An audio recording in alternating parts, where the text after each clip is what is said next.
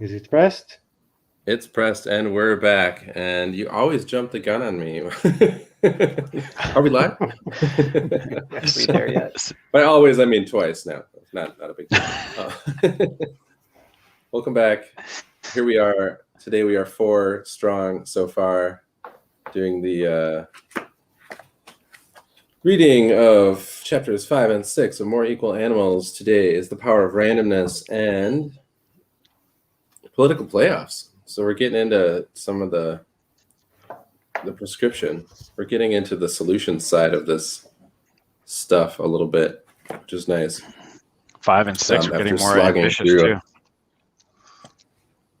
Oh well, we're aiming for about 20 pages a week. So this is a little ambitious. It's like 22 pages or something. But all right. Yeah. So, Mike, I think you already have some really good chapter summations, and as per your suggestion, maybe you weren't here last week to lay one on us, so maybe you'd like to take a crack at kind of introducing these chapters for anyone that might be not willing to sit through the 2 hours this is going to take. Sure. You want me to introduce both chapters then? Yeah, sure. Because the first one's going to be underwhelming. There was so much just all the randomness chapter exists in the details, so the summary is relatively simple. But chapter 5, Power of Randomness. Randomness is added to the selection of randomness added to the selection of representatives is a powerful way to ensure fairness. So the use of randomness in this case is all about ensuring fairness. Political playoffs. What if we chose representatives by running a tournament-style playoff to find the people who are most skilled at consensus building, i.e. representing an opinion that's agreeable to nearly everybody? They're short. They're theses. They're not summaries. Yeah, they are. This is like describing a very boiled down, like an engine or like a part of an engine. It's very straightforward. Anyone else have anything they think needs to be added to the introduction, context, or anything? Ami, you had a good little shtick before we went live. What was I saying? I really like the I really like the analogy of a basketball team, a school basketball team, where if you have a small school, then you have a small pool of people to select your team players from, and if you have a large school, then you have a much larger pool of talent to pick from, and there's an interplay between randomness and the size of the pool or the school, and randomness by itself is not enough. It is just half of the solution or the suggested process, and it needs to be taken into account with additional parameters. One of the most important one is the size of the group of people that's being randomized.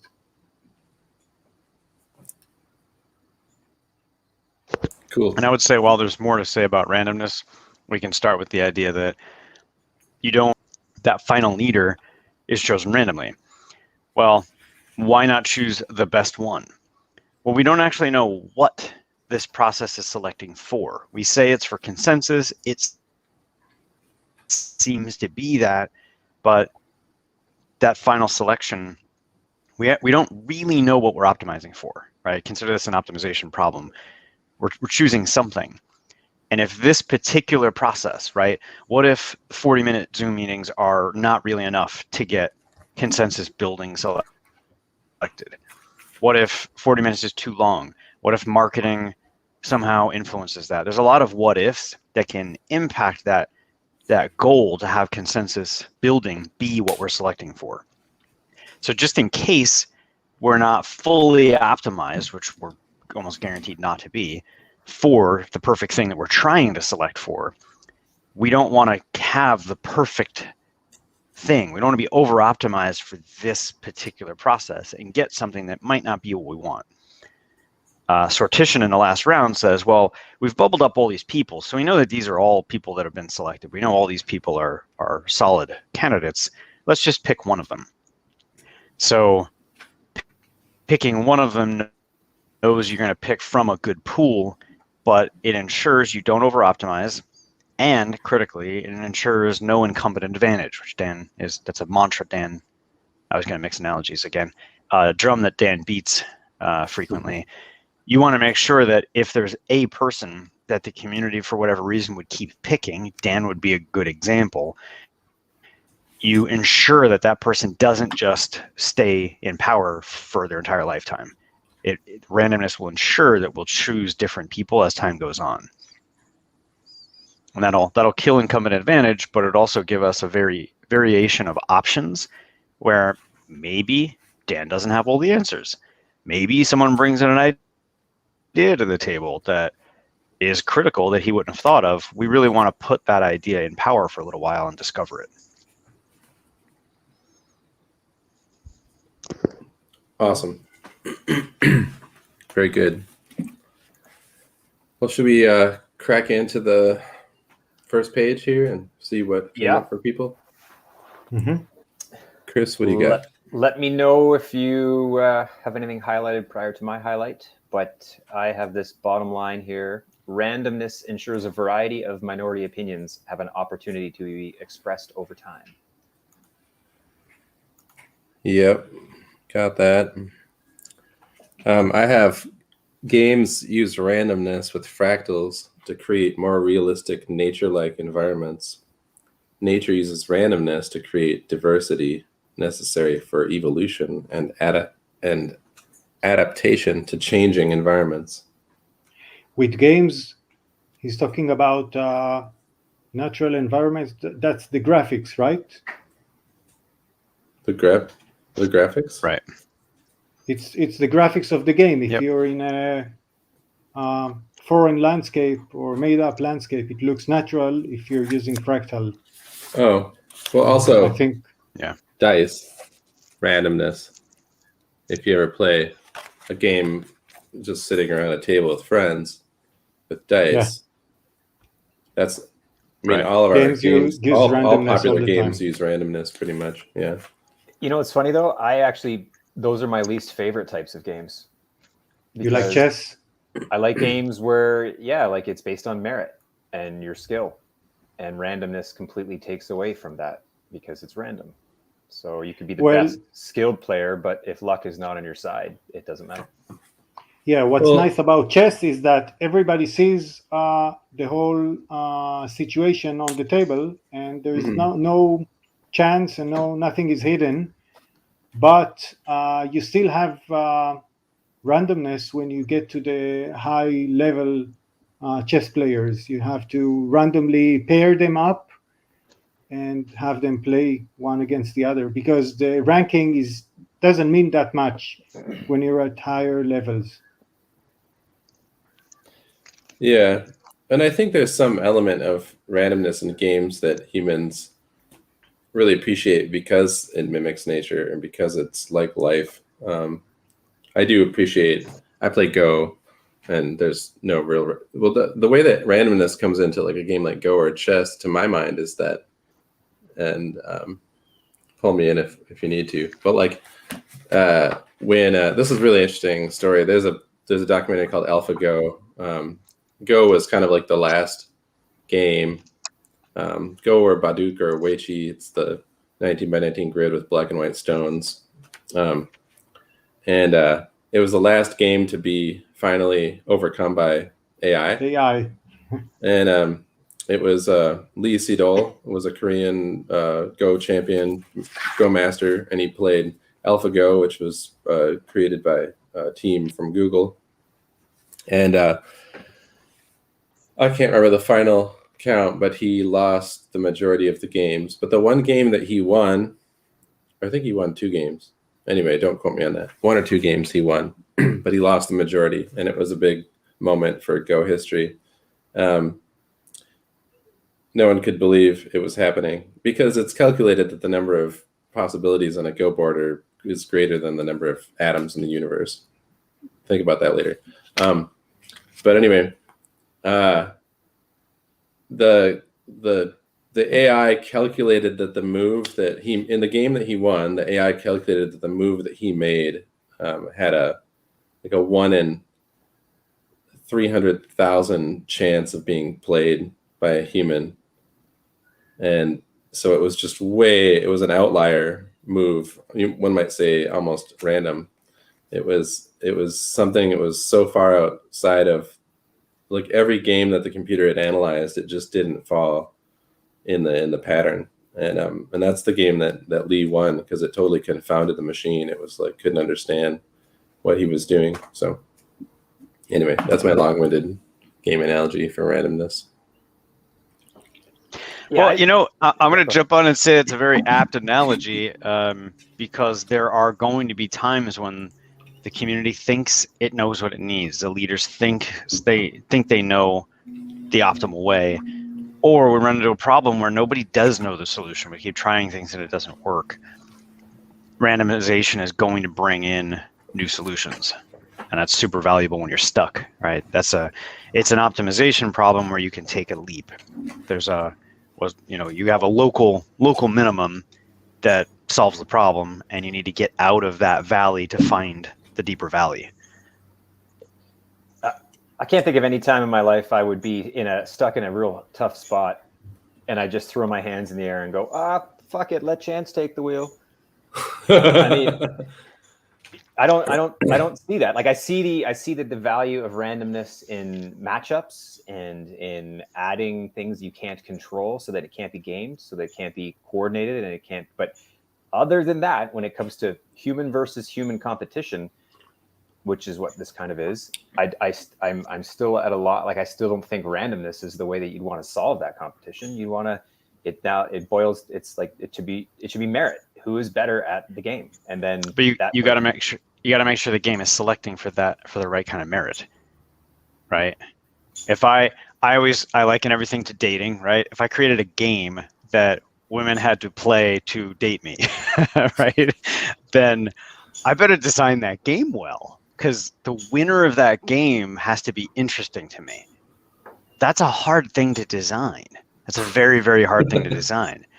And I think this is how this works. We're trying to choose someone with some thing called the consensus building skill. We don't know how to design that game. So we have a chance at optimizing the wrong thing. And the other thing from your example, in life, there are times where you're forced into that situation. You're not going to throw up your hands maybe and say, okay, randomness, let's just go ahead. But there's going to be times when you're stumped. I don't know what to do about this. And you ask a couple trusted friends, you go read on the internet, you go read a couple books, and you're still stumped. And then some, aunt you haven't talked to in, 5 years, you make a call and she says something and it sparks an idea. It's kind of random. Mm-hmm. I think that kind of thing happens in life all the time. And if we're in charge trying to make it happen, let me call the people I think can help. Well, what if they can't help? But some random person is just going to click it for you. We're not good at inviting that consciously.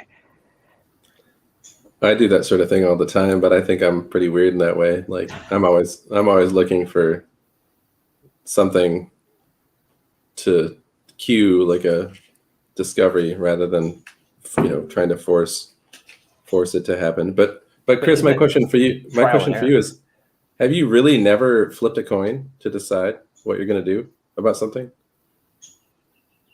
If I'm indifferent on the outcome, yes. But if it matters, no. I will decide. And if I'm not sure, then I'll do trial and error.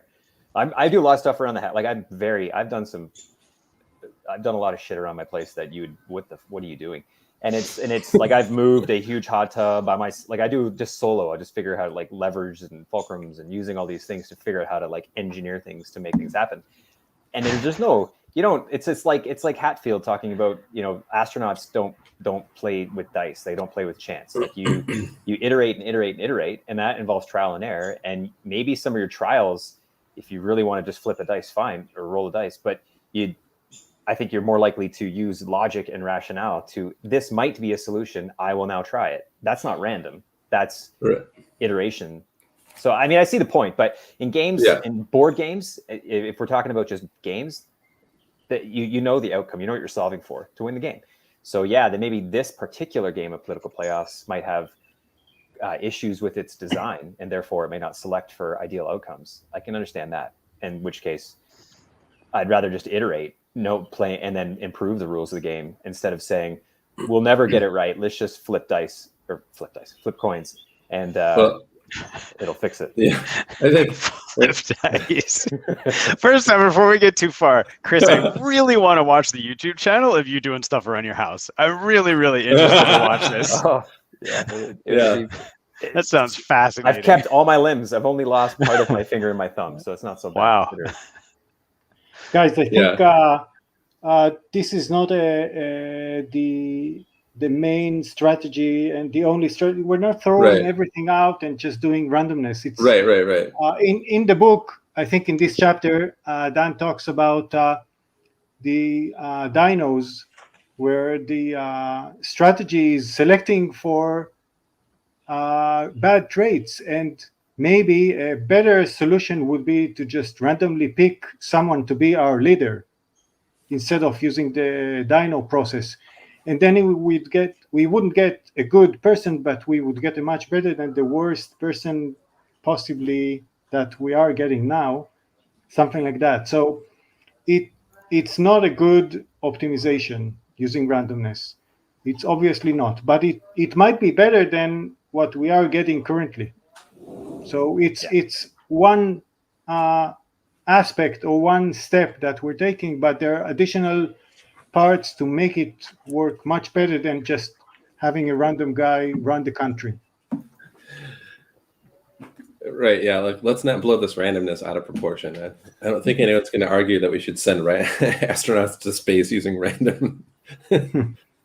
It's all based on context, right? This is where SpaceX I think has done a great job of just blowing rockets up repeatedly in order to figure out which rocket was going to actually work. So, I mean, there's an element of randomness there too. Anyway, okay. Next page. To the book. I have highlighted a society that wishes to engage in the spirit of collaboration and inclusion needs to overcome natural grouping to ensure over time everyone talks to everyone else. Yeah, that reminds me of meetings or lectures when you go to learn something and you sit with your friends and there's a large room of people. That's pre-COVID, the other culture we had. And the room is packed with people, but you don't know them, just the 2 or 3 people around you. And then the guy that's leading the session says, okay, stand up. And he tells you, you're number 1, 2, 3, 4, 1, 2, 3, 4, 1, 2. And then he says, all the guys that are not number 1, go to this corner of the room. Number 2, go to this corner of the room. And then you have to say goodbye to your friends and you're with all these strangers. And then they say, okay, just meet and greet. Say hello, your name, and what you're interested in. And you get to meet interesting people because they came to the same lecture with you and they have something in common with you. So it's really important to break that, to break the old people you know. Yeah, I think the really obvious version of this in American politics is that example would start with, okay, all the blue people on the left and all the red people on the right, and then we start the process. Well, now you have 2 teams. And we're not discussing issues, and we're not having discourse, and we're not getting to know other people, and we're not getting to ask, wait, why do you believe that? Could I tell you why I believe what I believe? There's no discourse. There's just blue versus red, and then we get to vote on 2 people that don't really represent consensus. They just represent someone chosen for each team. Mm-hmm. By randomizing from the start, you're going to have to deal with, no, half the country believes this and half the country believes that. Let's discuss what it forces a consensus. It at least gives a great opportunity for, well, what's something we can agree on? What is something we both think needs to happen? And man, the value of that discourse over team cheering on your team is just hard to estimate. Yeah. First, confirmation bias for the win once you get locked into your team. I thought this was pretty good, going over some more of the Pareto Principle bits. I just think it's neat for people to have these in their mind. 20% of the input creates 80% of the result. 20% of the workers produce 80% of the output. 20% of pea pods contain 80% of the peas. 20% of bird species account for 80% of all birds. 20% of the features get 80% of the usage. 20% of the people own 80% of the wealth, and 20% of the cities have 80% of the population. And there's an editing that should be tabbed over one spot.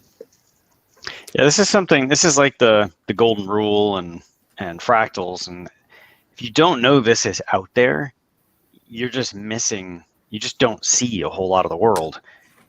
This Pareto Principle is everywhere. And I don't think it's this chapter, but the chapter on wealth distribution, that really deals with this distribution. If you're going to give everyone an equal vote, but money can buy 20% of the money can buy 80% of the votes, right? There's so many ways that 20% can impact the 80%. And it's not always 20-80 for anyone brand new to this idea, but it's some ratio that's like that, and commonly more extreme. 5% controls the 95%. So if you're not dealing with all the ways that Pareto is controlling the aspects of the system, Pareto is going to rule. Yeah, and this is exactly where he highlights it. 1% of the people carry over 50% of the influence. And in majority rules democracy, that means 1% of the people control 100% of the outcomes, which I find awesome, because when you consider the nature of red, blue, left, right in US politics, from a Canadian looking on, it's like it doesn't change regardless of what side gets in. It's like it is literally a coin toss.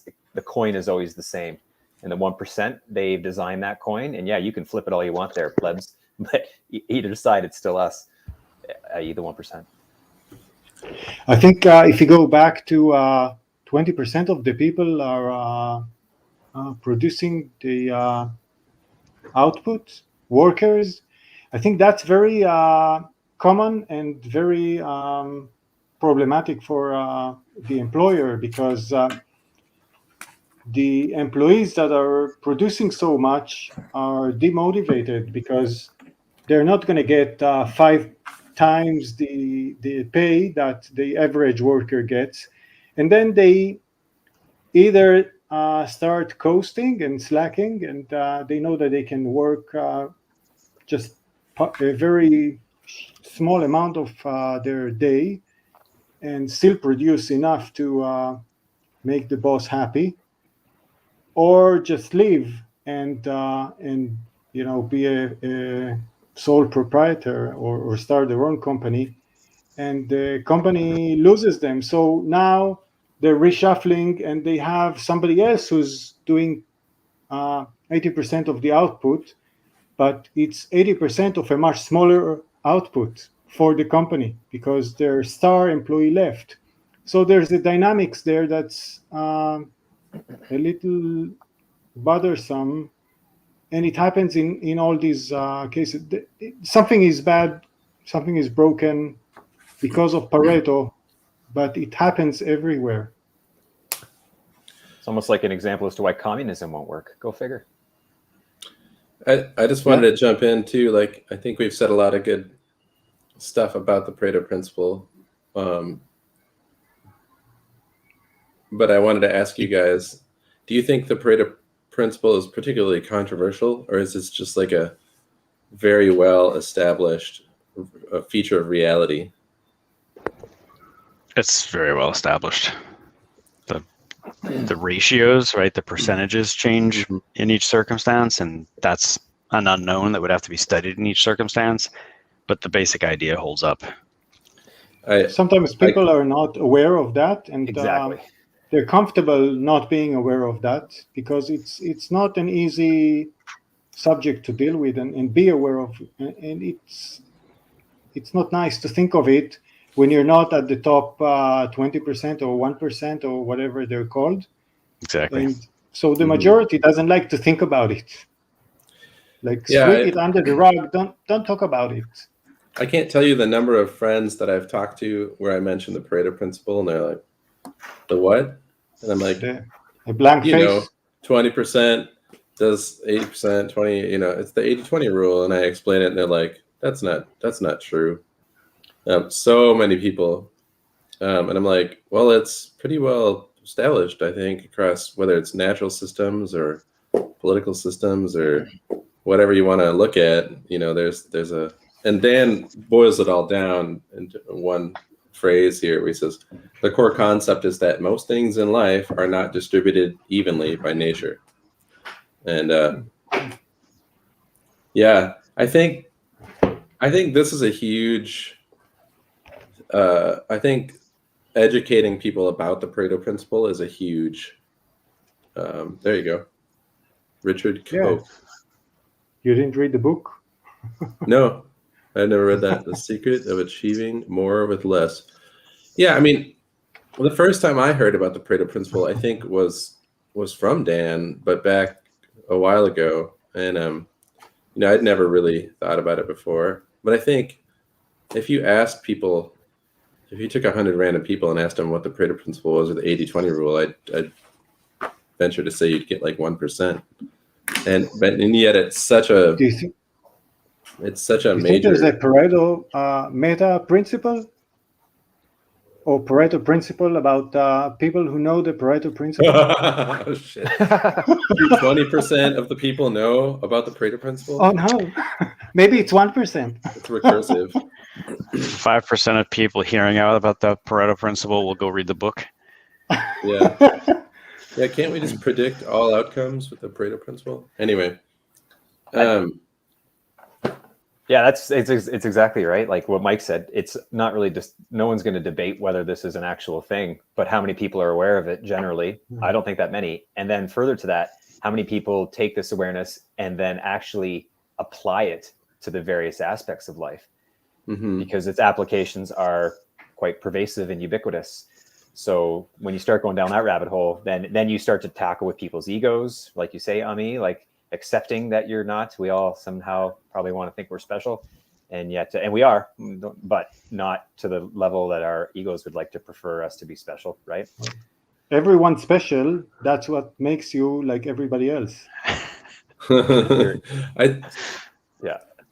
And if you search the 80-20 rule for books on Amazon, the first one is the 80-20 rule for dating and relationships. So it applies. Maybe I'm right to make everything an analogy to dating. Mike, what do you think? You're gonna have a good weekend, Mike. Yeah, what do you got planned for this weekend? My analogies are always to dating and friendship. That's just like how I think. So yeah, you'll hear that a lot out of me. Oh yeah, I think the best way that most people can understand this concept is really with that sports analogy. Like I like to bring up the Iceland soccer team, because they're a weird exception almost to they're not an exception, they're just an outlier, because they have all of Iceland is a population of like max like 300,000 people. And they were able to defeat teams like England and other teams at the Euro Cup several years ago. And people were losing their mind because this tiny little island nation was defeating teams that were able to draw from a much larger population. So they have much greater number of these outlier high talent soccer players to pick from. But somehow Iceland overcame these crazy odds. It turns out they had just built soccer stadiums over the last like decade and a half all over Iceland, and we're just promoting that kids play soccer, I should say football, American soccer. So they kind of hyper specialized and focused in this, and they were able to field this team that went up against like nations that were like 20 times their size. But generally that's not the case. Generally you don't get a situation like that. You need a large population to get like enough of these outliers together to put together a team. And that's a good illustration of the 80-20 rule, I think. Anyway, page Back 60. to text. Yeah, I didn't highlight anything about the analogies. They're great, but so I'm welcome if you guys want to read any of those, and I certainly can. I kind of skipped it just for simplification. But what I did highlight here, political processes that utilize public campaigning for votes are optimized for those who are willing to tell people what they want to hear instead of telling the truth.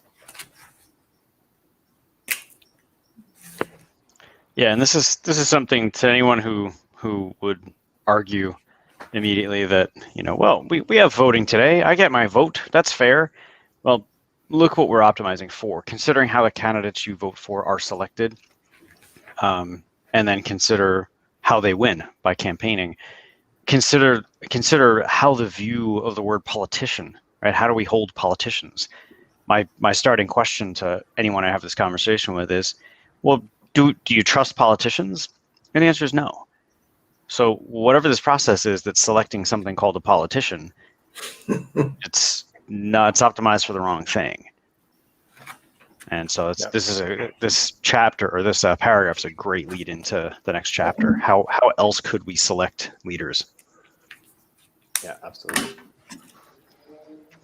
And Sarah, here I have the larger the population, the greater the difference between the most skilled politicians and the average person. And this goes to then Ami's example of the high school basketball team.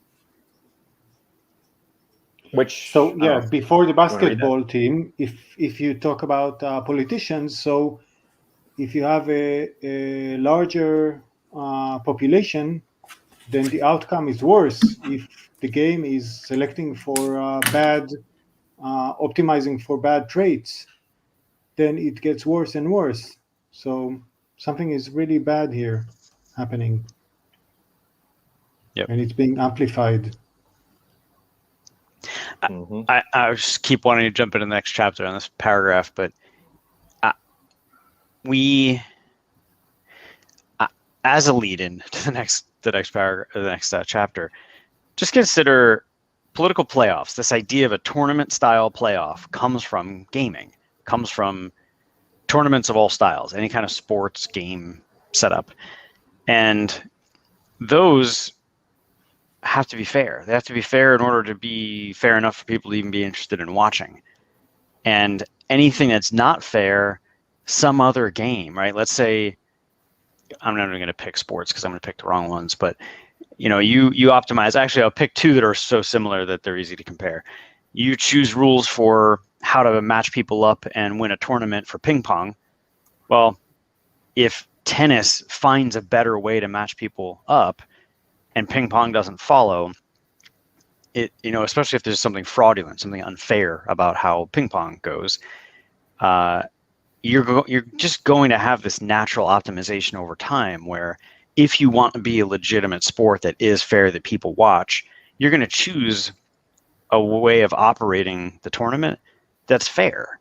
It's a free market. It's a system that's going to choose the best. That's not what we have in politics. It's just not that. It's not informed by that. It's not modeled on that. So there's a lot of better ways we could do things. Yeah, well, here you go. If a game favors, in this case, talking about politics, if a game favors antisocial or immoral behaviors, then those in power will tend to have those traits based on the game in greater and greater abundance relative to the population.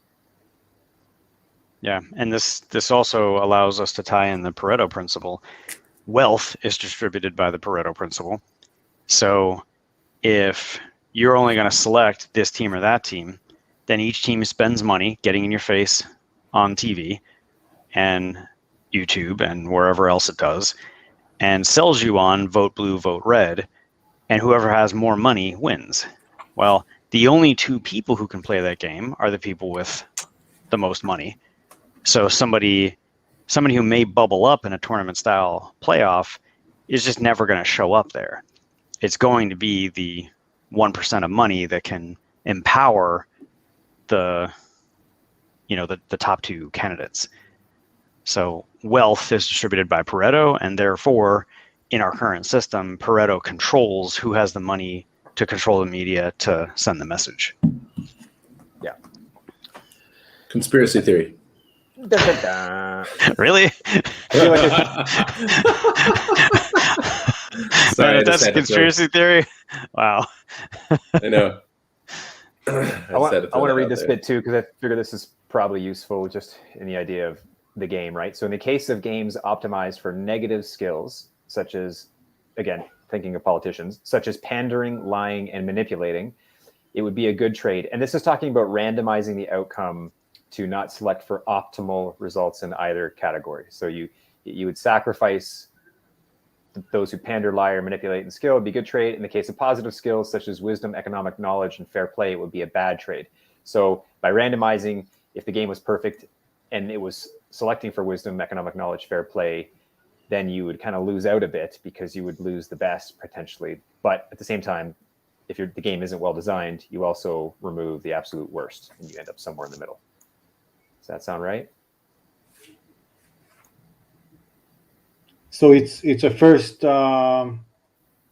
degree improvement on what we have currently. Yeah, I think so. The other thing on 61 that I'd like to highlight, and it's just, I think it's just a good example, is I think it's up. It's the paragraph, I think, one up from here that says, here's another example. So here's another example of how randomness can level the playing field. Imagine if every bill presented by Congress had to be signed by a 2/3 majority of a randomly selected group of 100 citizens. Now, again, you may relate to that like, well, 100 random citizens, what are they going to know? Well, if you make that group large enough, they should know enough to know whether that's useful or not. You would hope that consent would have a large enough group of citizens agree. Now, we'll get into, did we already cover rational ignorance, or is that coming later? Well, coming later. It's right here. The typical voter there you provides less useful information than a coin toss. Right. So in this case, we should just flip the coin. Yeah, I think this really nicely bookends. Here's how randomness can solve a problem, and randomness alone can't solve these problems for this reason. There are other considerations. Mm-hmm. Yeah, rational Anything ignorance. else you guys have highlighted? Page 62, first full paragraph. Randomly selecting among a larger set of candidates would reintroduce variety and prevent long-term capture by political parties. I know in the US at least, political parties are just how things are. So the idea of bubbling up candidates any other way is just really hard to think about for me. It's really foreign. But if you were randomly bubbling people up in some form, right, using randomness somehow, you would get a variety of candidates, and that's not what we have. I found this Amish bit bizarre. I didn't realize this is how they did it. It's probably worth reading, I suppose. So the Amish view seeking power or leadership as vanity and a source of corruption. Their process involves having the community anonymously nominate leaders. So basically, you'd have a community existing, I'm assuming. That leader dies. Okay, so then they got to come up with a new one. So everyone in the community anonymously nominates new leaders. Every person who gets a minimum number of nominations now becomes eligible, whether they wanted to be eligible or not. They then use a process to randomly select among the eligible candidates, which there are typically 3 to 12 such candidates in their small community. And then once the candidate is selected, they are promoted to leadership and must attend these responsibilities for life and has no other choice but to accept the role or leave the community. So yeah, that's really extreme. Yeah, it's like, I'm busy enough. I got kids. I get it. Community this is a thing, Yeah. but I'm busy. I don't really want to be in charge of all this shit. It's like, too bad. You have to either do it or leave. Well, and I think that's actually a really apropos way that you set that up, because lots and lots of people go into parenthood being scared of it because, well, how the hell am I going to be responsible for a human being, a fragile, young, breakable human being, right? lots of people are scared of that, and lots of people don't think they can take it on, and that thought persists well into childhood sometimes. And I think this is very similar. Like, well, I'm not a leader. I can't run this community. Well, that's your choice. Figure it out. That's your job. You know, it'll call people into action when it's the cultural norm. I don't think you could do this randomly, you know, in any culture, but since it's their culture, there's a responsibility that comes along with it that people will rise to the occasion.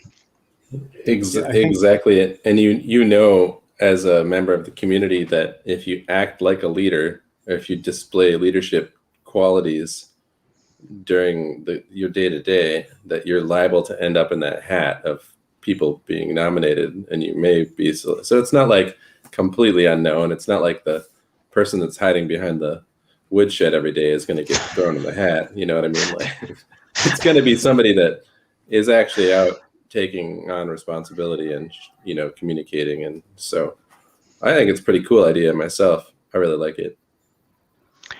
All right, let's read. Something important about the Amish is that it's small communities. That's something very important because people know each other personally, and they have a long-term relationship. And the other thing that's important is that it's part of their culture. It's not a surprise that you're going to be elected for life. You know that it might happen, and you get ready for it. So it's not just such a big deal with your busy life schedule and the big change.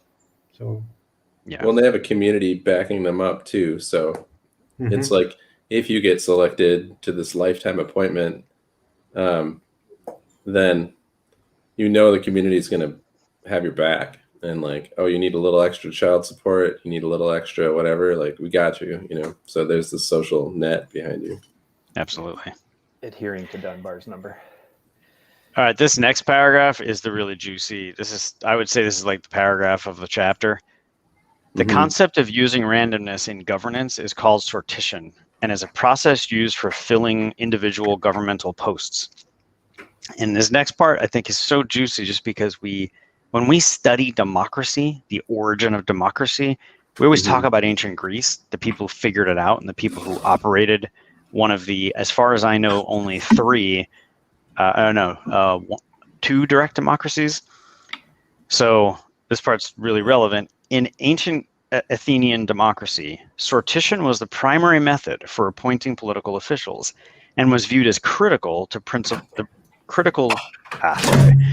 was viewed as a critical principle in democracy. The reason for this is its well-known property of preventing factionalism, i.e. political parties. Yep.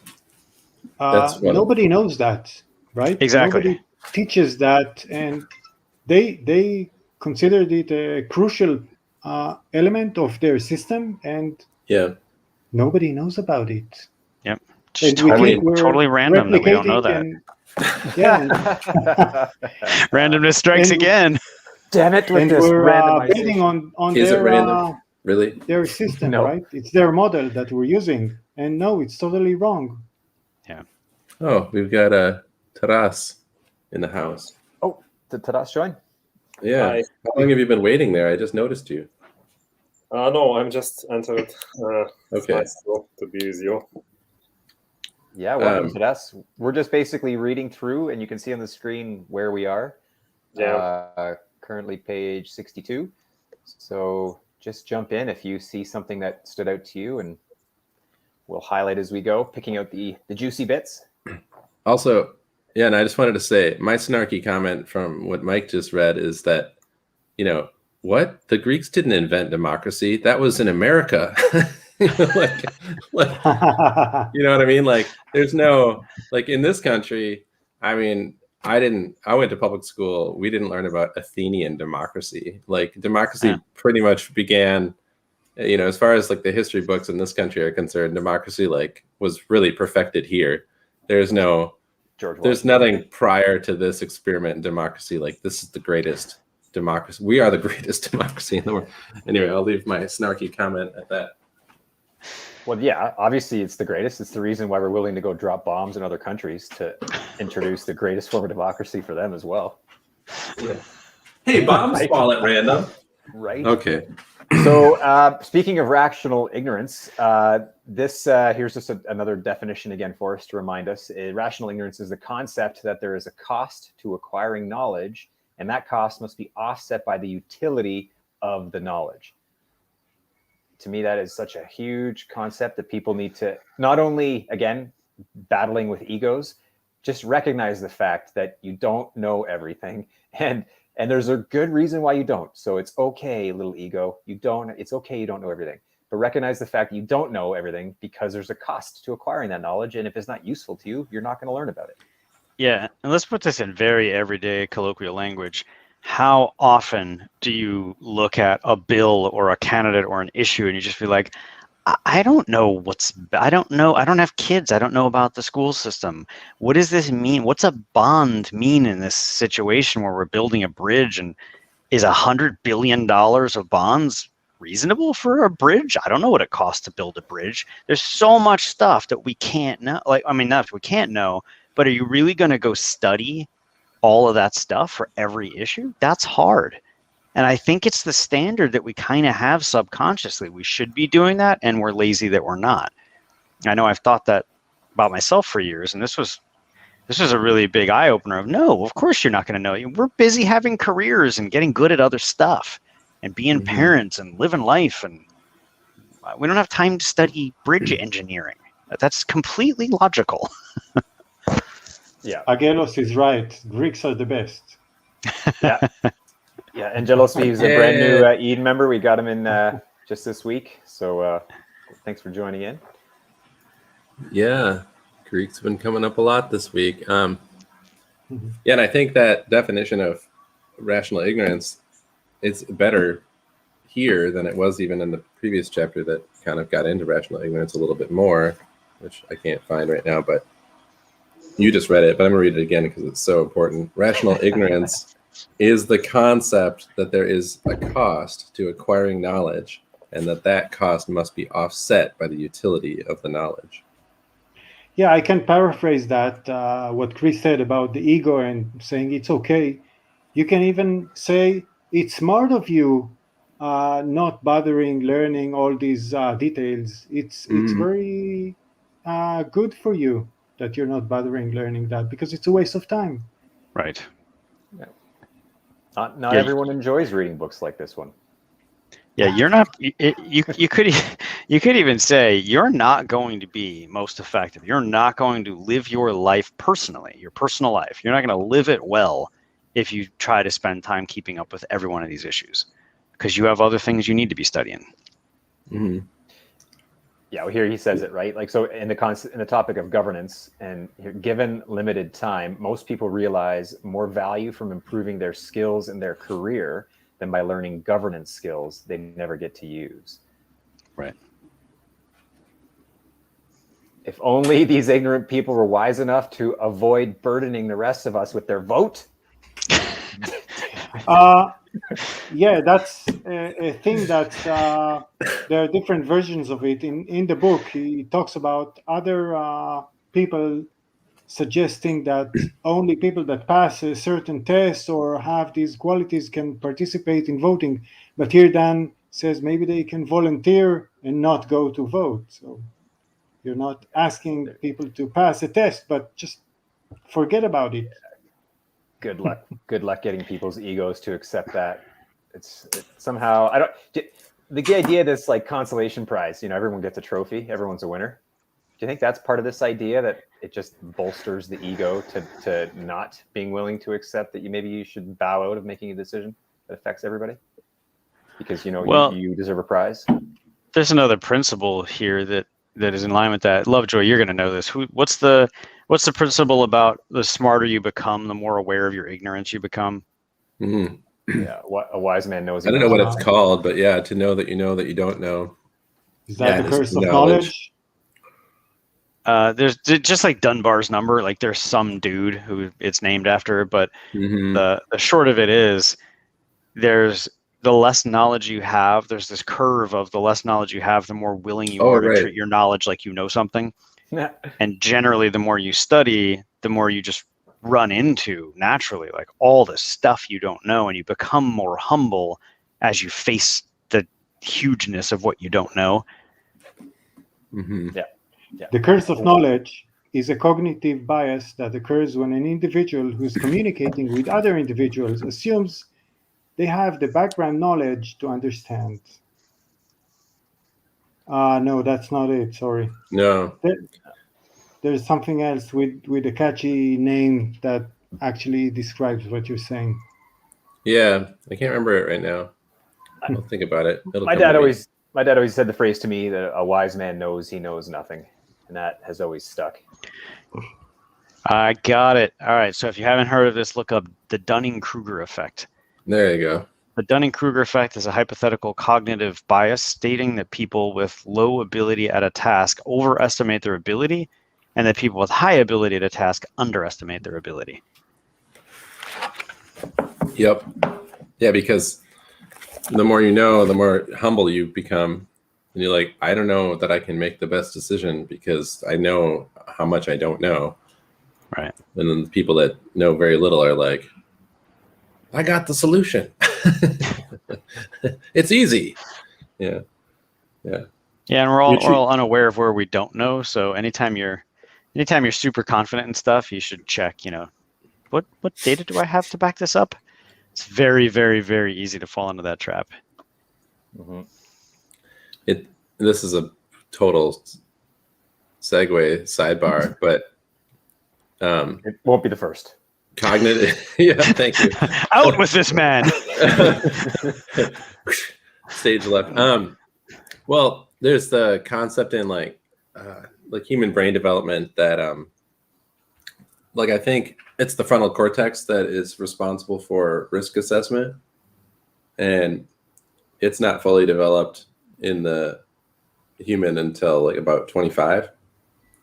And so prior to 25 years old, you're willing to take some pretty big risks. The risk reward kind of balance is not there.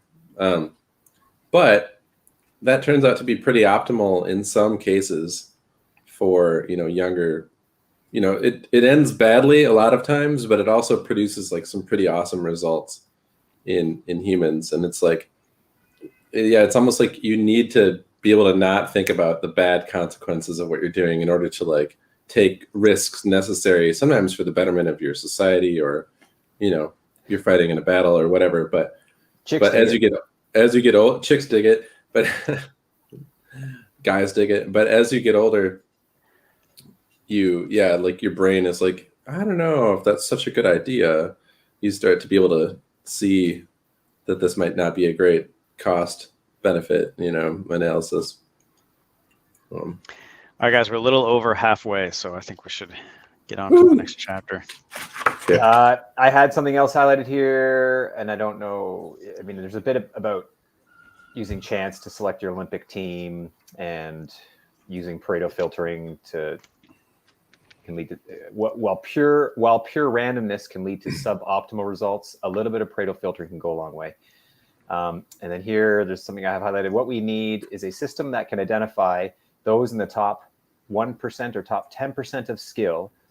So first identify those who are most capable of representing the people, and then randomly select among them to prevent systematic corruption or stagnation of power. That's a pretty good summary, I think, of what we're trying to get after here. Mm-hmm. And political playoffs. Dun, dun, dun. Now, if the other suggestion I can make is Dan gets to really, really nice summaries at the end of most chapters. Mm-hmm. So if you'd like to jump to page 78 and read political playoff summary, that might be a good place to start, introduce these ideas. Mm-hmm. Just a suggestion. Totally. Someone want to read it? Yep. Just allow my... Oh, me? Oh, I'm being randomly selected to be the leader here. Okay. Oh, no. Initiative gets the punishment. Selecting leaders should be based upon a game of skill that optimizes for virtuous traits combined with randomized sortition to prevent stagnation. Great care should be taken to ensure that playoffs don't overly reward antisocial traits. The process should be tiered in a playoff structure to efficiently filter the best from the rest. By combining the process with overlapping terms and time delays between approving and ratifying new laws, we can protect the public consensus from being captured by corrupt representatives or corrupted by emotionally manipulated masses during periods of crisis. This process is immune to political parties because every group is randomly selected and must reach a 2/3 plus 1 majority. It is immune to incumbent advantage because every year people are assigned to new random groups. It is immune to gerrymandering because all groups are randomly assigned. It's immune to campaign promises and mudslinging because there is no one to convince but those in your group. It is immune to rational ignorance because most of the information you need can be gleaned directly from your small group discussion. It leverages wisdom of the crowds because it evaluates everyone in the population and leverages local information. It doesn't depend on participants having global knowledge. All they need to judge is the character and logic of the people in their group. This is what I call true democracy, and is a stark contrast to dinos that devour their population under an illusion of democratic legitimacy. Well, that was a good chapter. Thanks everybody for joining us. I mean, yeah, it is a good summary. A word that popped out a lot there is immunity. Immune. Mm-hmm. Is the system sick that it needs immunity? It needs to be immune. Was this written recently? We do have an immune compromised system. Oh, do we? We need some sort of gene therapy to help fix this. That's a great idea. I know a guy. Who knows a guy? Mm-hmm. I'd just rather roll. No, the solution is just going to give me a coin here. Hold on, let me solve this problem for us. Okay, so if we're going to actually work through, I didn't highlight anything on that very first page, but by all means, anybody, if you did, and Taras, don't be shy. If there's anything you'd like to jump in on. Oh, you already got mine highlighted. Sweet. Yeah, okay. I reread the previous chapter, and this one I only started to reread today, so but I will try to add something as we go. Yeah. No problem. Yeah, don't no pressure, but also don't feel shy. Just jump in. Mike, which part? The part I've got highlighted right here at the top? Yeah, go for it. Sure, highlight. Yeah. I volunteer you. Okay, something about compared to voting, a tournament is far more likely to identify and produce a highly skilled player. That seems fairly, and it's interesting as we're sort of the purpose of part of what we're doing here is to pick out all the really awesome bits that we can then present to a layman, a rationally ignorant person, and say, here's a great idea. You could read this 220-page book, or here's 6 pages that summarize it all. And this is, like, in terms of describing the solution, it's so intuitive, right? Compared to voting, a tournament is far more likely to identify and produce a highly skilled player. So I think that's a really key bit. Well, I never thought about it this way, but can you imagine if we built basketball teams from campaigning and voting, and you didn't get to watch the games? Like, there was no transparency in how the players actually performed? Like, that would be the most ridiculous way to go about that. I think Dan marches that idea out somewhere. He does. Yeah, he with chess. With chess, exactly. He suggests that Right. basically if you were to have the China and the US go up against each other based on a chess tournament, like the best chess players from each, but you didn't have a tournament to select your best chess player within your population, you instead did campaigning. And everyone said, no, trust me, I am the best chess player. And instead, you'd select for the best campaigners to then represent your country to play chess. Meanwhile, they've never actually played a game in front of anybody. It could absolutely suck, but they were really good at telling you what you wanted to hear. Maybe we should do that to prove a point, to illustrate the functional equivalent of our democracy, but in a sports team. So yeah, maybe we'll do. We can have an Eden election within Eden members, and at the end, the 2 best have to play chess against each other, and you're going to convince each other that you're the best chess player without playing chess. Or Trust me.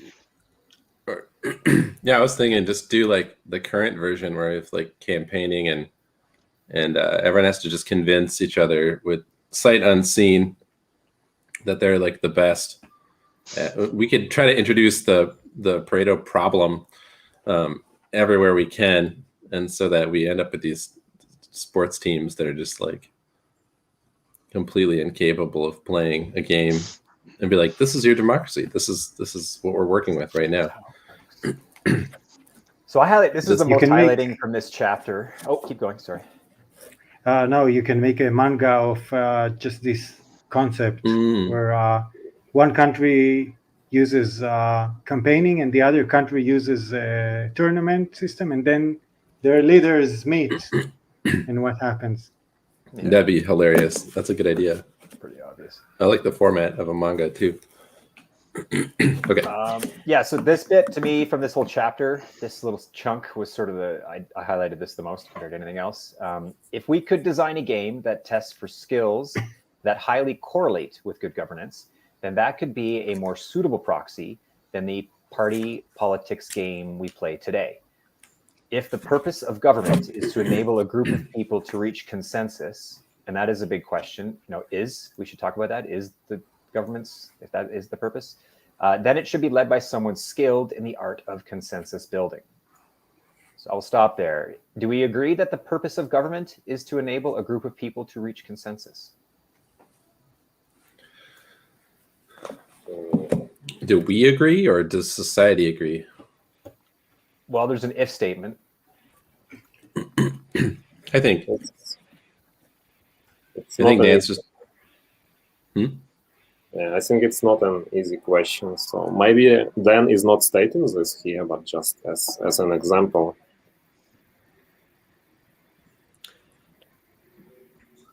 This is a hidden question. Rhetorical. Somebody said that he wants to do a search on the whole text of the book for question marks and collect all the questions. Here's the question that doesn't have a question mark. I just realized I dropped the wrong link in the chat, so I updated it just now, and I didn't hear the question. Could you repeat the question? It was just this section of the text here that I've got my homemade red arrow. If the purpose of government is to enable a group of people to reach consensus, and so then it should be led by someone skilled in the art of consensus building. I'm not disputing this personally. I'm just more asking the question generally. Do we agree with this statement? If the purpose of government is to enable a group of people to reach consensus, is that the purpose of government? I know nuanced gradients, don't get me wrong, but I think this is an important piece to tease out. Is it simply that? Could we boil down government to just this? Enable a group of people to reach consensus? If government should be there and do something, what would they represent? Right? It would have to be something. We talk about the majority a lot, but consensus is a more interesting answer. It implies that the population has come to something, and there is something for the government to represent. Right now, the government is arguably representing a side. Yeah, maybe also government can have a consensus building like important like skill, right? But then government can also use like experts, for example, and then cooperate with different experts to get decisions. So I mean, government can act like that. So two different parts, let's say, consensus part and then all the rest parts. It's a good point, because later in this chapter, Dan mentions the idea of deferring to experts, and then it just begs the question: who vets the experts? Who gets to determine that an expert is in fact an expert, and therefore should have, like we see that today. Obviously, WHO makes a mandate; they're the experts. I don't know who voted them to be the experts, or who decided them to be the experts, or what set of peer review got them to be there. Yet, I did. I didn't tell you that. Yeah. I voted them. I think there's also an implicit assumption that when you say government, you're talking about your country, but a government can be a group of people that got delegated to manage some public asset belonging to a much smaller community. Like we talked about the Amish before. So for them, their leaders are not the government of the United States country. It's their leaders of their small community. And EOS also needs a government, and it's a public property that belongs to many different people, and it's orthogonal to your nationality. It doesn't have to do anything with it. Yeah.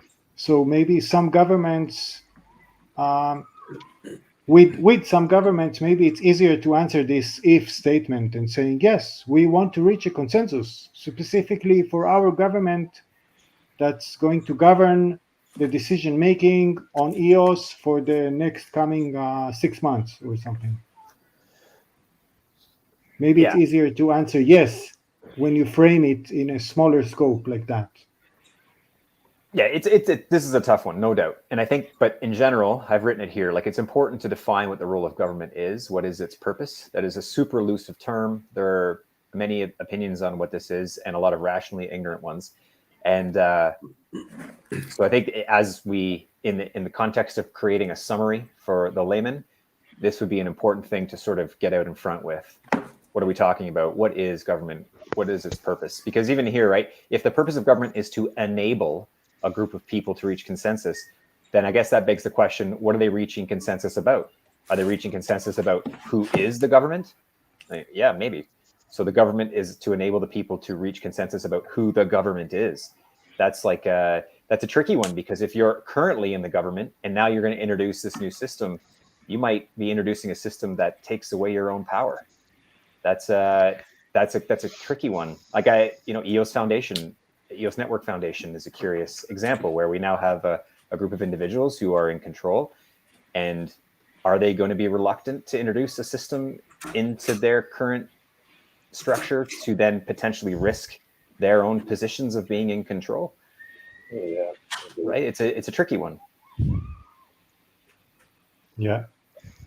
I thought the consensus building here is for the ongoing governing of the public or property that needs to be governed. There are lots of day-to-day decisions that need to be taken, and they're not something that a computer can solve like a smart contract. It's soft decisions, like are we going to give so-and-so funding for this group or for the other group to do, I don't know, marketing, promoting.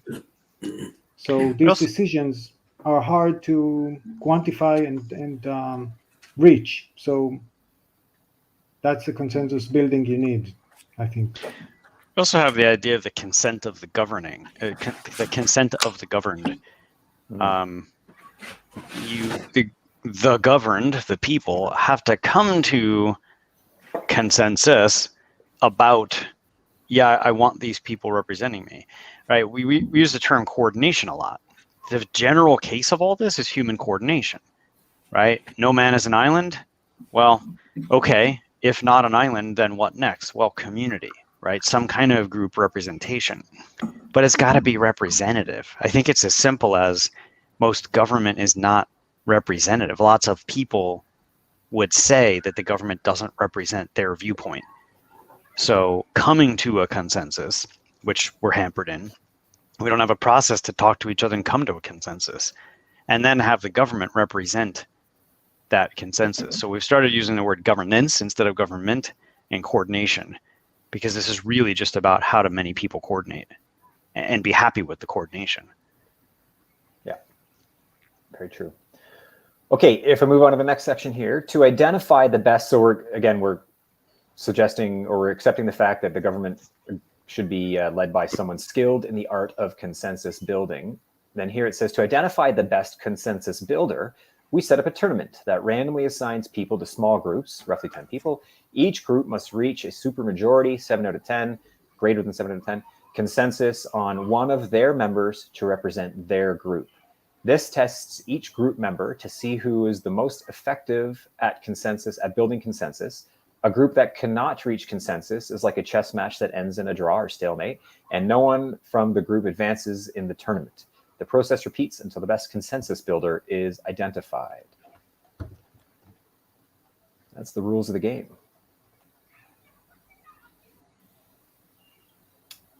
Anything to add, gents?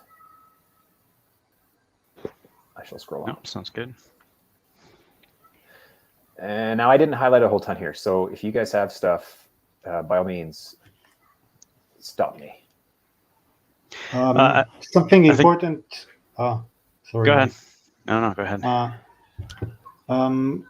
With regards to scale and governance and having a two-way communication line with leaders and governed people, I think with a tournament system like that, you have a very short line of communication and a very intimate connection with your leaders, because it's not like your representative in the government has, I don't know how many hundreds of thousands of people that he represents in the current Dino system, but in the Fractal system, you're a part of a group of 7 or 10 people that had an intimate 1 hour or 50-minute call, and you can keep in touch with these guys, and you have one guy representing you, and he went on to the next level, and he had an intimate discussion of 50 minutes with 7 or 10 people, and they got to select their representative,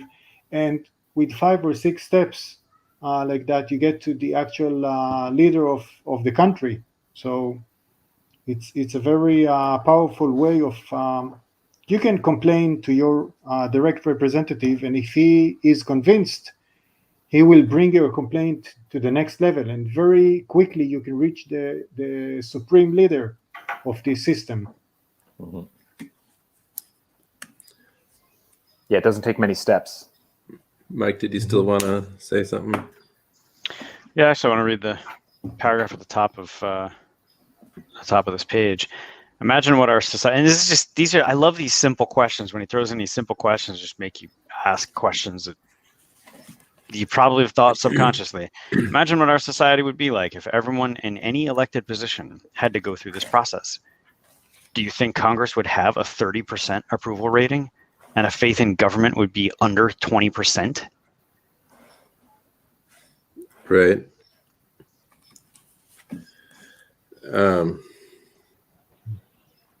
Doubtful.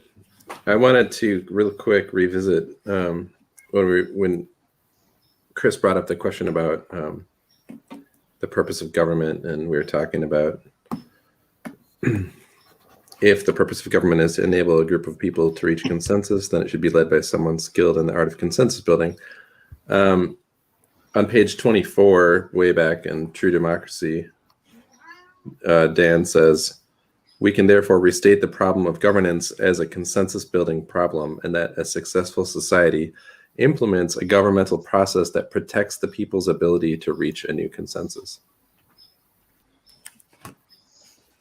So just to add to that. Yeah, I think this word consensus is so, it's so easy to not, it's a foreign word to us. We're not used to thinking about it, right? I don't know about you guys, but every time I read consensus, I came to consensus, I kept thinking majority opinion. But when you go through these small group discussions and hierarchical structuring, whatever comes of that conversation becomes the new consensus. The consensus naturally gets built every time, rebuilt every time based on all those conversations. It's a very different idea. Yeah, I mean, and there's different levels of consensus, but consensus is fundamentally an agreement reached between multiple people on some state effectively. So, some of my earlier misadventures in consensus building were with anarchist groups that wanted to have complete consensus on like every single decision between a bunch of rationally ignorant people all in a room at the same time with some, maybe even like some pressure to act.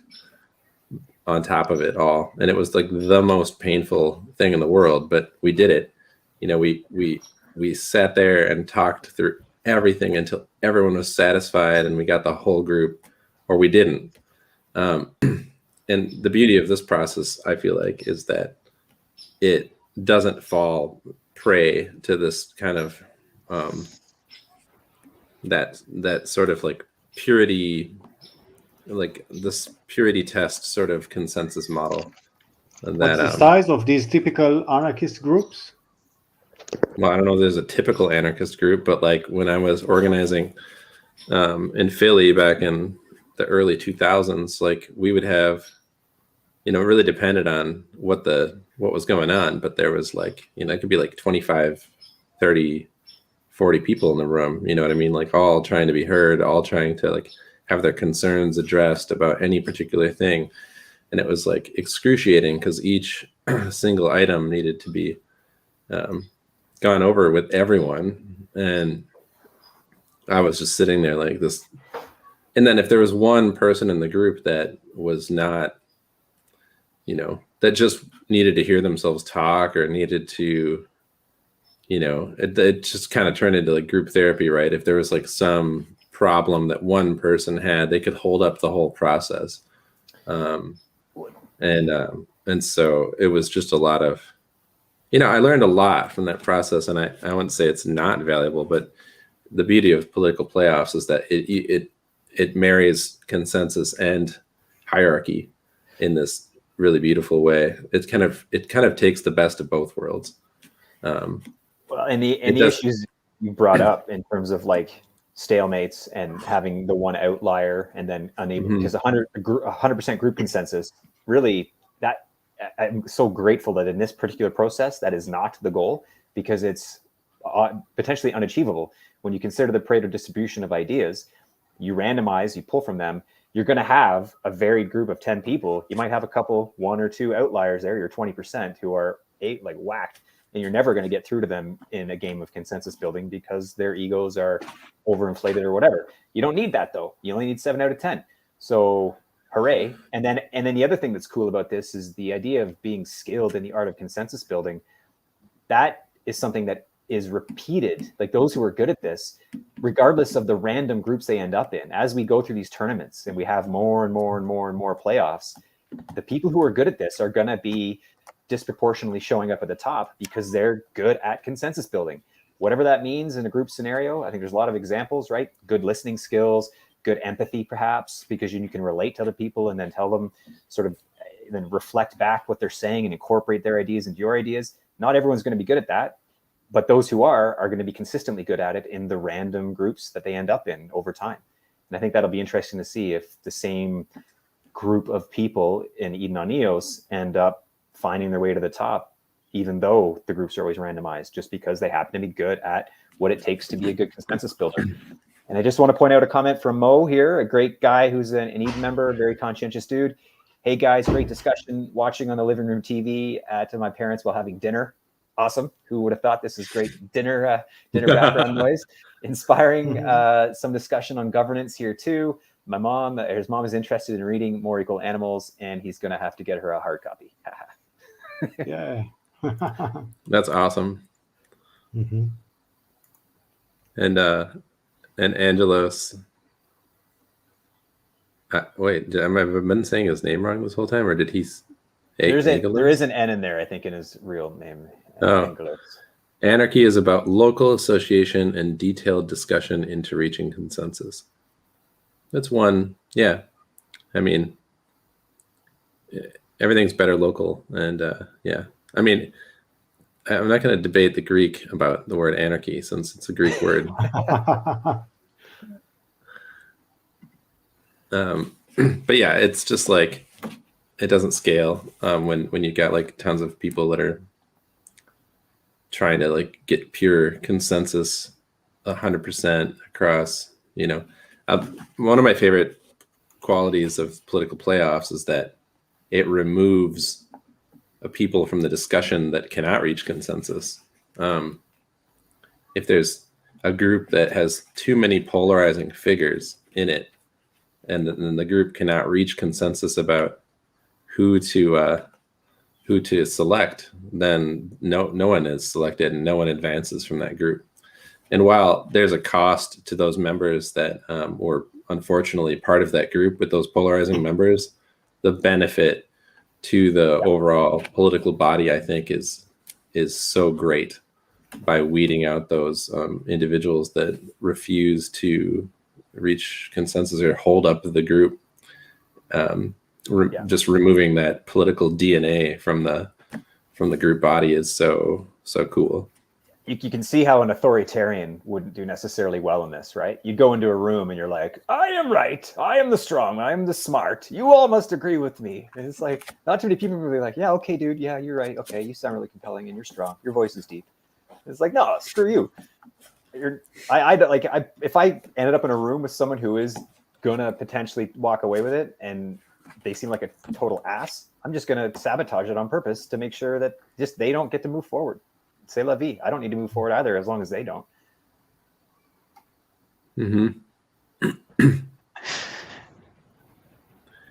All right. So I didn't highlight much of the specific to US example about, but you guys may have. So if any of you have highlighted anything here, by all means, let me know. I think this is a pretty deep rabbit hole. I don't want to go too deep down, but I do want to call out secession. Right? If you get into a scenario where a group, right? Picture this, and this takes different formats, and this isn't how it is on Eden on EOS, so that's why I don't want to go down this rabbit hole too deep. But if you consider a hierarchical system like this, where we're voting in delegates at level 1 and level 2 and level 3, and there's some geographic grouping by state, by county, some kind of, the people in your group are people you could meet in a bar. You could arrange and drive and meet in a bar. If there's some grouping like that, then you can drive the other direction and meet a different group in a bar. So if there are two ongoing consensi, I don't even know what the plural is. If there is a divergence there, it can be split, right? A state in the nation can become an independent nation. A state, a part of a state in a nation can become a part of the neighboring state. So this idea to secede is critical. That ensures the consent of the governed. If there is a consensus and it's not yours, you have the right to leave. It may come with cost, depending on how many people will leave with you, but having that right to secede is critical to consent. Absolutely, yeah. And here it is highlighted. Oh, go ahead. Sorry.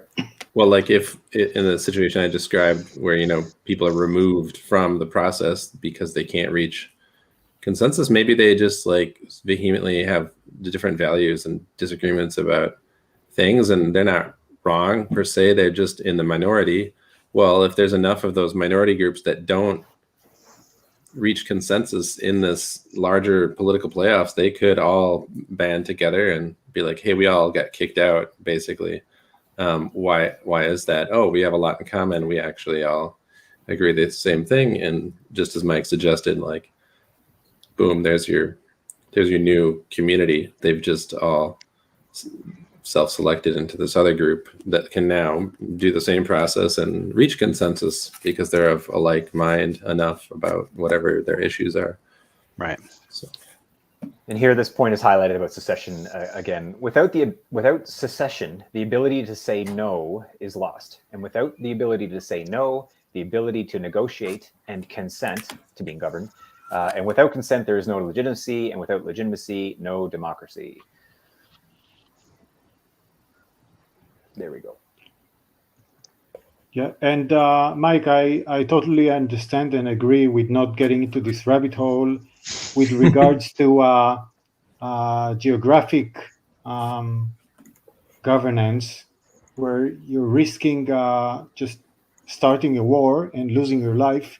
But with cryptocurrencies, it's much more natural and common and frequent when you had people arguing about Bitcoin's way to solve the block size, the high cost, block size and high cost of transactions, and people couldn't agree. They just had a hard fork, and Ethereum and Ethereum Classic with the the large bug that cost hundreds of millions of dollars, and you had Ethereum and Ethereum Classic. So you get both coins, and you just choose to sell all your Ethereum coins and buy Ethereum Classic and forget about the other one, or do the opposite and the mirror image. And what's interesting with Eden on EOS is hopefully there are going to be more than one Eden community on the same EOS token, and you'll be able to leave one, like the Genesis Eden on EOS, and join Eden Israeli speaking community on EOS with different ideas of how to govern and how to use their budget. So it's going to be interesting. Yep. And it's not going to be a life and death decision. So it's going to be much more liquid and easy. Speaking of liquid, thank you. We'll read this little bit here about recalling positions, because it's probably important to think about the rules of the game, where occasionally a representative will die or betray his constituents to such an extent that he must be recalled before the end of his term. At any time, a group of 10, so this group of 10, or how this is done can of course change, but bottom line, some of the people in the group change their representative by reaching a new 2/3 + 1 consensus. This creates a form of liquid democracy where bad actors can be identified and removed before they can do any more harm. So the application of that rule is going to be varied. I think in the current incarnation on Eden on EOS, we still have yet to see this in the bylaw, exactly how this is going to play out. I think right now it's written that the entire membership would have to do this, and whether that becomes the final rule. I think there's been discussion of maybe narrowing the group to reach this 2/3 consensus to be those who are actually elected into positions of responsibility, and then having them have that power. But I don't know if there's any comments on that. Well, there's also growing pains where you have a small Eden community, the Genesis community, and once it grows above 1,000 people, then every time you get 10% growth, then there's going to be another election with a minimum of 30 days time to organize for that. So it's still evolving, the rule set for how to start the first Eden on EOS. And that rule's missing now. I went and looked recently to see if I could find that again, and that rule's actually not even there. No, I just heard it verbally. Yeah. Yeah. It's on our radar as something that needs attention. Mm-hmm. It's something, this is back to rabbit hole territory, but something we talked about yesterday in the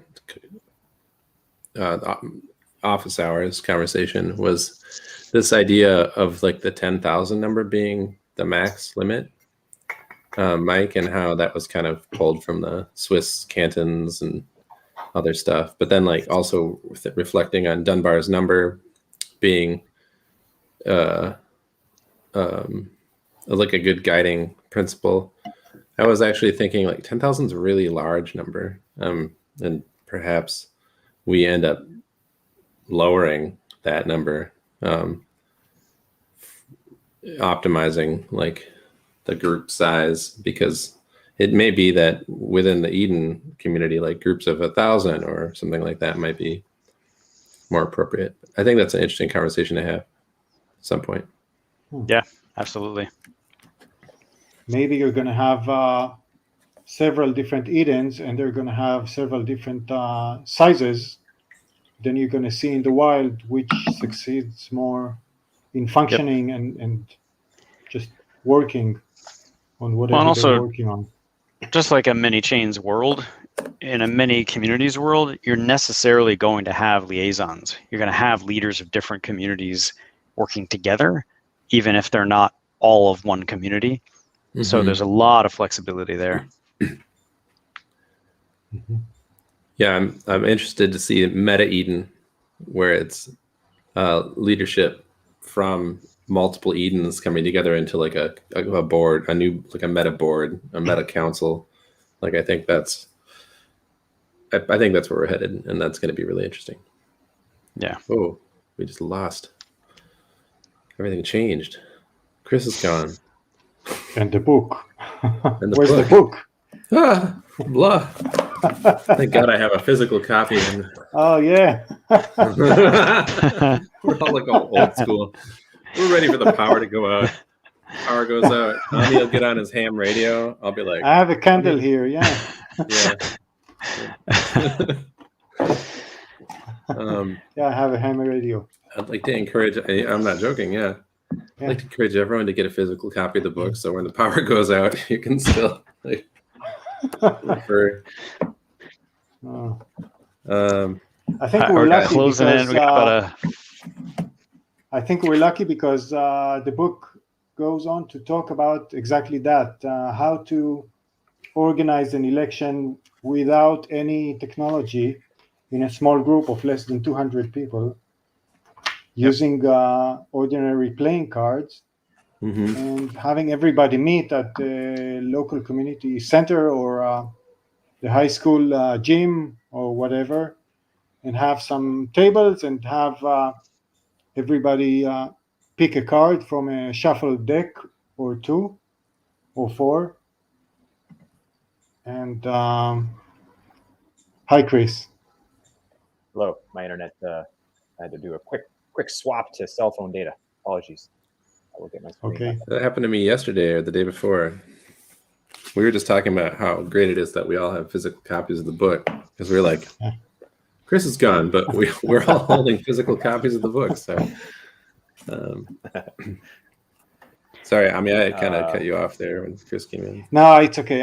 I jumped forward to saying we're lucky because the rest of the chapter details how to actually do the election using no technology, so just playing cards. And then it details how to do it for up to 200 people, and then it extends that to 1,000, and then extends that to 10,000 and 100,000 people. I think it's particularly worth calling out, given that we're building this on a blockchain to begin with. This is the cutting edge, transparent, technological solution, but this tournament style, right? Gaming competitions do this all the time in person. You meet, you get assigned, and there's means of randomizing the assignment process and all that stuff. This can all happen up to a certain size of population. This can all happen in one venue in one day. That's the design of this. Or if it's like, if we're talking a nation level, maybe it's many venues, but you're getting 10,000 people at a time, right? A large enough arena will hold tens of thousands of people, and you could process that many people into that local leader and then have, a remote in-person process. That's why we've been building all these new stadiums. It finally dawned on me. It's so we can host political playoffs. For true democracy, exactly. For the true democracy. Yeah, sweet. It's mind blown. Okay. It's all going to work out. Time check, 10 minutes. FYI. Yeah, we got a lot left in political playoffs. Well, I mean, I didn't highlight much. I didn't get into the nuance of all these different examples. So I'm going to scroll unless you guys want to stop me. Yeah, let's go section by section and to see if there's anything we need to for sure pull out. I think we can just talk about the principle on page 70. Just the first, the smallest community size, up to 200 people. Just to highlight that using playing cards and 13 tables of 4. Just the first paragraph there. Yeah. You want this highlighted? All right. I think so, because you demonstrate how easy and how reasonable this can be, and everybody can be convinced that it's fair and it's according to the rules, and it has no hidden, nobody's gaming the initial randomness, and having everybody meet at the same time is very efficient and also prevents colluding of groups. And then after these initial meetings are up, every table has their own representative, and then it's a much smaller group of people, and then the rest can stay and watch, and then it's all transparent and everybody sees what's going on, or anybody who's interested in that, the rest can go home. And you get true democracy for up to 200 people in a very easy and transparent and simple and primitive, in a beautiful way. So it's a very nice system.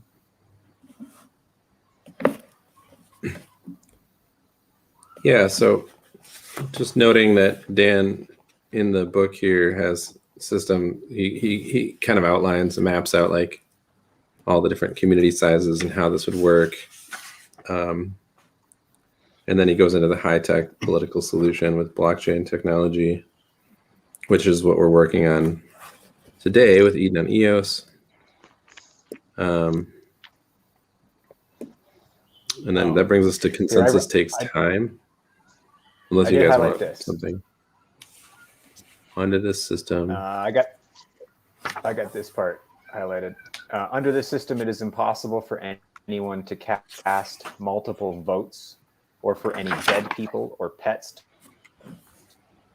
In order to participate, you must show up, and that means you must be alive and in exactly one place at a time.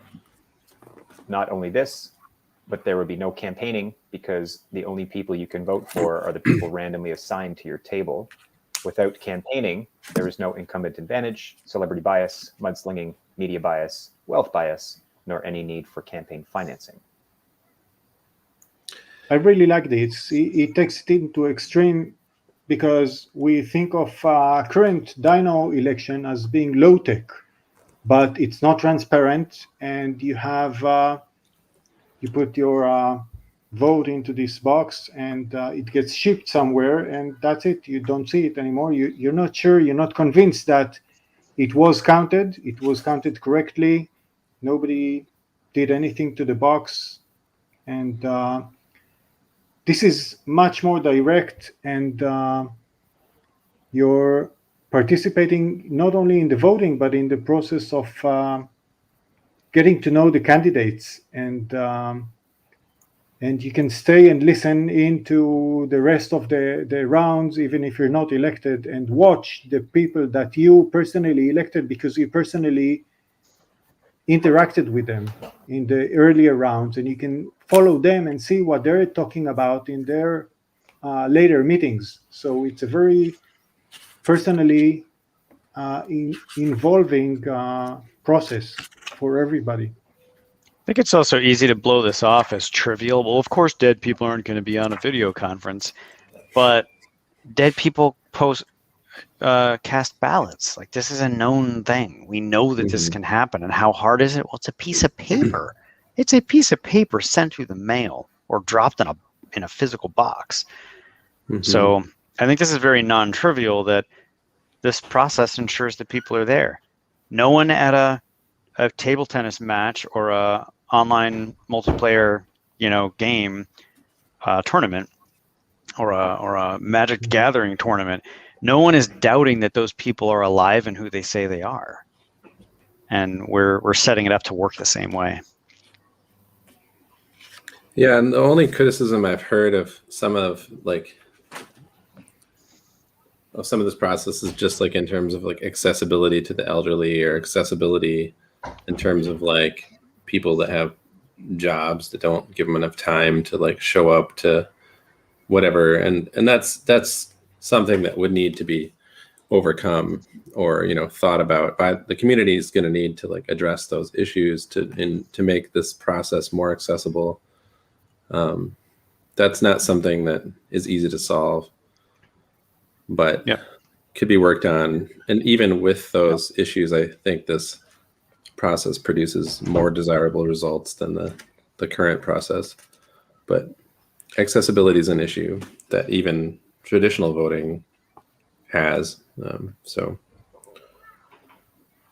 also it has to, you have to take into account, are you talking about global governance, like your national Dino process being replaced, or you're talking about something that is voluntary if you want to join or not, like EOS? Mm-hmm. These are two different things, and you have to be you can be more picky or less inclusive if you like. I don't know. It's not really politically correct. I need to think of my wording, and it's hard for me because English is not my first language. So, but I don't know.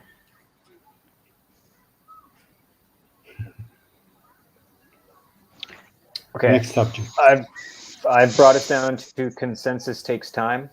But if I'm lagging, I'm wondering if my internet is poor on my cell phone. If someone else wants to read it, by all means, go ahead. You're actually pretty consistent. Oh, Mhm. all right. Then I shall read. A high rate of change in laws or leadership suggests that things are happening without the people being able to process, discuss, and consent. Again, without consent, the people running the government have violated society's peace treaty and returned the people to the law of the jungle. Right, this is a good speaking to part of the game, the rules of the game, and how rule changes are made or bylaw changes are made. If it's too high, too quick, the rate of change is too great, then I think Dan's analogy of flying an airplane, when you've got like a 2-minute delay on your controls versus what's happening in reality, it's pretty appropriate. Yeah, that's a good. There's a lot of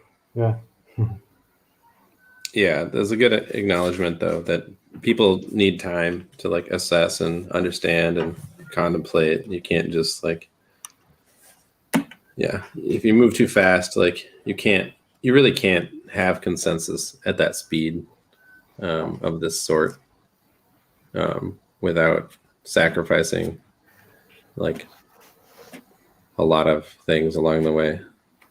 So it's a very good point. It almost forces rational ignorance if the rapidity of change is imposed too quickly, because you just can't keep up. Yeah, or just tyranny. If somebody can grab a hold of a system and make changes faster than anyone else is capable of responding to those changes, then you're, like Dan says right here, you're back to the law of the jungle. So, especially in times of crisis, like after 9/11, all the rules were being changed very rapidly. Almost like now. It's amazing how quickly that Paperback I didn't want to go drafted. to that. So impressive. That's as far as I went. 20 years ago is the most current era that we should discuss. I like it. I don't like it, but I like it for this conversation. Are we on page 74 now? Yep. Yeah, now we're talking about the time delay. I have this highlighted. So one of the solutions to slowing the rate of change is by introducing a deliberate time delay. So when passing new laws, a much longer time delay is necessary because it takes a population much longer to organize and build consensus on resistance. And that's kind of key on resistance. So it kind of points to why those in control and in power who create quick changes that benefit themselves, their cronies, and these special incumbent advantages do not want the population to organize and build consensus on resistance, because that means they're resisting the stuff that they're trying to actually put into law. So I guess a sense of conflict of interest.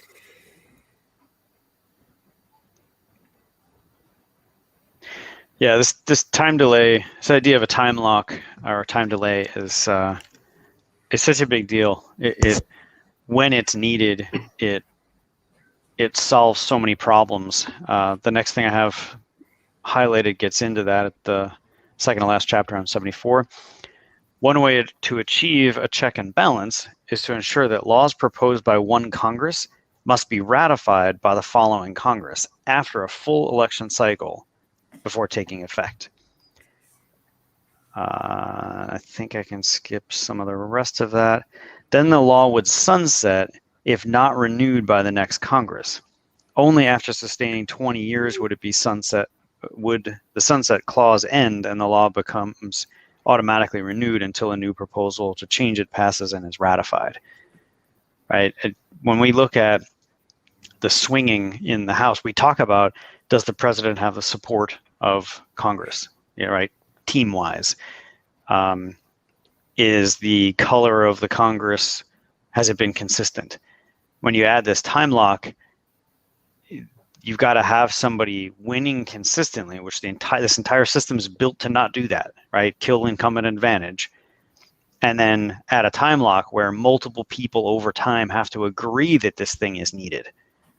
That's really going to force laws that get the consequence of that is laws that get implemented are really agreed upon. The consensus consistently says, yes, that should be law. Very different than how we look at law right now. Yep.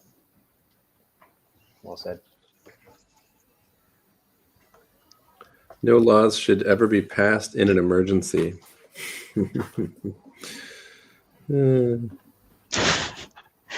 Page 75. My next quote is... That's the complete opposite of what's happening right now, right? The best laws are passed during an emergency. The easiest time to pass laws is during an emergency. Absolutely. It's the complete opposite. Well, yeah, and that's the top of page 75. There's a saying in politics, never let a crisis go to waste. Yeah, but yeah, making exceptions for emergencies is a backdoor to tyranny because the leaders can declare an emergency whenever their propaganda is able to scare the people. You know, I'm keeping my trap shut a lot, but I'm going to open my trap on that top statement. We all know that phrase from movies and stuff. Never let a crisis go to waste. Lots and lots of people have heard that phrase before, but that's actually being implemented. If you haven't connected the dots between the reality and that phrase, like that's actually happening. It's really important that is understood. And it's a been deliberate choice for a while, like in a permanent state of crisis, kind of in a lot of ways. Yep. And then the antidote, you've probably heard the advice to sleep on it before making any big life-changing decisions. That's like a common phrase that is a kind of a good antidote. It's a truism, absolutely. And if anybody doesn't know that, where have you been? Because a governance system that implements mandatory time delays gives the people time to sleep on it. Absolutely.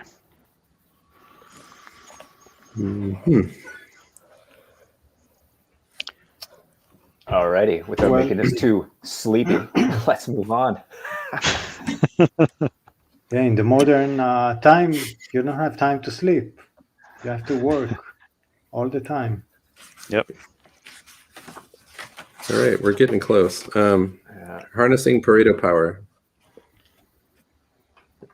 What do you guys got? Let me know. I'm going to keep scrolling. I didn't highlight much here because I felt like it was potentially confusing to the potential audience since they won't know. I suggest we just summarize. Somebody have a summary they want to call out of this entire section? Because it does get into a lot of detail. It'll be a long conversation. I highlight this bit is important. A community that wants to protect itself from being captured needs to counteract the Pareto Principle. So it's just a consideration. Whatever the solution is, it needs to somehow include. It's very hard. It's almost impossible because you switch from one solving for one optimization problem to another, and you are faced with Pareto again and again. So there's almost no escape from it by just changing the optimization problem. You have to go to fractal. You have to break the system into fractals. Which, to that point, at the bottom of 76, assuming the skill sets don't align completely, Sharing influence among multiple Pareto distributions increases the diversity and decentralization of influence. The challenge becomes to identify a set of unique games to identify the best of the best. And if there's overlap that you didn't think about, then it doesn't work, because you have the same Pareto distribution being masqueraded as different, but it's still just one Pareto distribution, which is what you're trying to avoid, whatever the Pareto distribution is. And then top of page 77 on that point, one of the challenges is reaching consensus on which games to select from. Regardless of the game, it is critical that a form of sortition, random selection, is used so that the leadership in any category doesn't stagnate. So select among multiple Pareto distributions and rotate the games that you play so that no single set of, advantaged individuals in whatever distribution gain incumbent advantage. Yeah, and then like he says here above that about the game piece, we've also seen that some games, such as modern party politics, select people with pathological traits. By changing the game to something like political playoffs, we can select from a Pareto distribution of more virtuous traits. And then a little cautionary note at the very end says, all of that said, randomly selecting leaders from the top of multiple Pareto playoff games may represent unnecessary complexity. So, open question.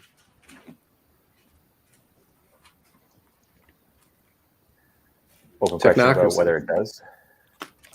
Oh, he's just saying, like, one way to approach this is to select from multiple Pareto distribution, and rotate the games so that you don't get, so that you're selecting from like a broad set of different distributions and then rotate between those so that you don't end up with any particular, like all the auto mechanics are now ruling the world because we've consistently made a game that's selected for like the best auto mechanics versus whatever.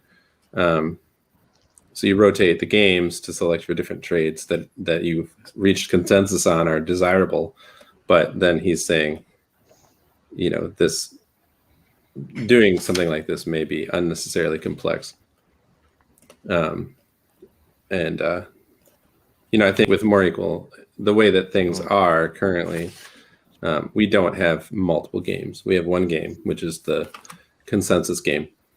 And it's just convince the other people in the room that you are the best person to represent them at the next level. And, but a system could look for other games that could be implemented depending on their unique situation or whatever it is. So I think Dan was kind of throwing that out there as like consider these possibilities, Yeah. The outcome, what you're solving for, can vary, most certainly. But in the context of governance, as we talked about earlier, what is the purpose of government or governance? Then consensus builders seem pretty appropriate. Here I've got highlighted about technocracy. If you want to be ruled by a technocracy, you must still reach consensus on who is the best. And you must do so in a way that isn't corrupted by political biases or self-serving science. And this goes back to our topic earlier about people in charge deferring to the experts. So right, there must not exist an academic class or media class which anoints the experts, or the academic class will represent a hidden power structure that manipulates political power for personal profit. I mean, that just seems so unreasonable. This actually ties in really nicely to the last paragraph in this section. The first sentence of that is, it is for this reason that selecting people for abstract skills of logic, rhetoric, math, game theory, memorization, etc., is far better than selecting people with highly specialized knowledge in any particular industry. The highly specialized knowledge can be acquired or consulted with.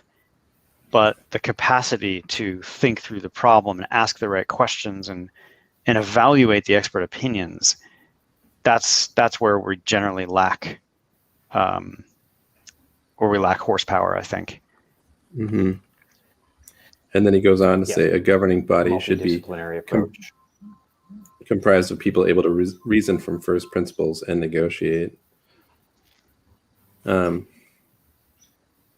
Yeah, you'd almost be better off with like a group of people that are really good at lateral thinking puzzles. Yeah, and I think the example too was right. We're letting health, quote unquote, experts make decisions that affect the economy, for example, lockdowns, supply chain disruptions. And so because they're health experts, are they really considering the greater orders of magnitude of disruption that might cause, and people who actually might have health consequences due to increased poverty levels and in access to certain basic goods due to supply chain shutdown? I mean, I just feel like the WHO has not considered these potential side effects, these unintended consequences. Who saw it coming? You're so many levels deep right now. Don't make us be censored and taken off the web. We haven't said the V I word. pass no judgment. No, I know. And it's not the health experts' fault. They're just doing what they think is best for the Did you guys get that list of words we're not supposed to say at the beginning? I put it in the chat. Yeah.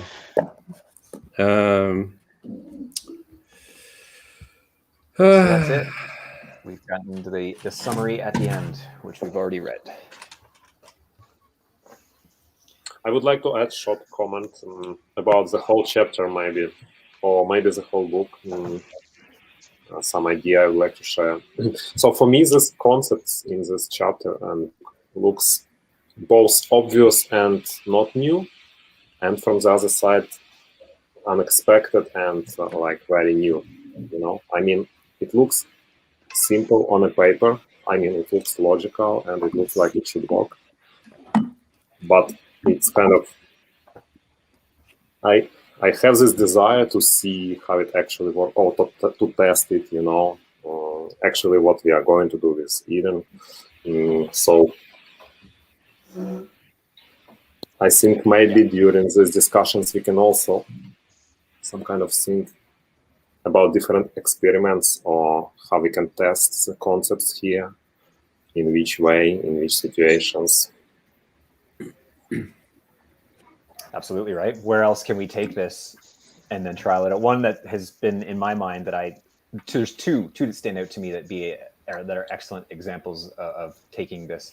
One of them is how we can take this idea and disrupt philanthropy. So where someone wants to give $50,000 to whatever, they may go to the United Way or the Red Cross or whatever, these large organizations. But we know that $50,000 donation does not end up directly in the hands of the people who are it meant to support. There's bureaucracy, there's red tape, there's advertising budgets, there's office and internet and all these things you got to pay for. So a small percentage makes its way to the actual community. But instead, why don't we have a philanthropist set up an Eden election in a local community in downtown Detroit? And then all the locals in that community get to join, and they do the basic low-tech deck of cards way in an auditorium. And they all come there with their pitches about improving the library or building a skate park or putting up a new basketball court or whatever, local improvements to the community, and hold an Eden-style election. And the winner gets the money to then improve their community as selected by those within their community. To me, that as a philanthropist, if you're really looking to empower and enrich a local community, you're going to get far better bang for your buck in that example. And another awesome example that's easy is just picking a local school, like a high school, selecting your student body president. Instead of doing the typical campaigning and let me teach you how to campaign and play party politics and use popularity to become the winner. Instead, force the entire student body to break into groups. It forces them to meet each other who you never meet, and introduces this randomness bit. And then have that be the process that selects those in the student body president, and even just the final, chief delegates who would help become that function for the school. Two easy examples that use the process. Go ahead. Did you say force Yes. the children? Yeah, force them to talk Surprised with at each you. other. Yeah, break up the cliques. That's right. Force them into awkward situations. That's the best thing for a kid, right? Force them into something that makes them uncomfortable, so they grow. School dances. Good recovery. Oh yeah, right. Oh no. That's a really good point. I really like the philanthropy perspective. I hadn't thought of that Mhm. particular Yeah, angle. That's really cool. yeah, both ideas I like a lot. Chris, thank you for that. And I also had a thought that we can combine both old style and new style. So in your second example, we can do both elections and then like compare this to presidents. Like who is better? Compare the outcome. That would be fun. Yeah, why don't we do that? We'll do a comparative election. It'd be tough because you'd have bias from the previous. Like, which one do you do first? But yeah, interesting. Do them at the same time. It'd be really funny. I mean, you could never do this, but it'd be funny if you back to like our earlier idea of making like a sports team comprised of like people that were just voted for based on popularity versus skill, or like their ability to campaign to say that they're the best quarterback. You know, you could have two high schools of similar size in a region, and like it'd be like, okay, this year you're going to like all run for quarterback and run for tight end and run for center. You don't have to demonstrate your ability on the field. We just need you to convince everybody that you're the best one for the job. And then you're going to compete that team against the neighboring team that does it the normal way, which is just tryouts and merit-based, you know. We'll see. We'll see who pulls out in the end. That game would be interesting to watch for about 5 total minutes. Yeah, one team just getting totally crushed. Yeah. The team based on campaigning would be a team of Donald Trumps, right? I am just the greatest. Super. I'm excellent. I'm really excellent at. Okay, you sound convincing. All right. He's really confident. He must be able to play That's what I football. mean, right? He must be able to play football. With words like that, who can deny? Awesome. Well, we already read the summary. We started with the summary. But I guess. So next week we're on to independence by design. Let's see. Is that a one and done? No, we got 1, 2. Then it goes to ism schism, but ism schism I think is too long. So we either break up ism schism into 2 chapters, or maybe we just finish ism schism. That's 24 pages. Yeah, it's okay. It's not too long. So we'll do independence by design and ism schism. Yeah, that's not too far outside of the realm of doability. And ism schism is fun. We talk about anarchism, Marxism, communism, socialism. There'll be no disagreements next week. That's great. Democratism, libertarianism, capitalism. Oof. Scientism? Might as well. Scientologism? Yeah, we'll bring your A game next week because that's a lot. And I'll do my homework too. I'm going to bring you my Pareto distributed game. Yeah, you guys are welcome to hang out and do a post combo afterwards if you want to. When I click end broadcast, you don't all get kicked out of the room. I feel like I need to say this because we're going to have a little afterward if we want to. You don't have to stick around. But thanks to everyone that had dinner parties during this. That was phenomenal. And everyone that tuned in and people that made watched comments during dinner. Yeah. I'd like to encourage everyone to do dinner parties during these or lunch parties, just join us and leave your witty comments. Take a picture of your plate. Yeah. Any thoughts you guys want to share before next week? This is fun. I really enjoy these. I'm thinking I want to find a way to like it's like a social, but can we do digital board games? Maybe we could play like a game of chess and debate philosophical ideas. Backgammon, or maybe? Risk or something. Backgammon's good. Yeah, something backgammon- easier, please. All right, let's take this to the after convo. I'm going to end the broadcast. Totally off topic.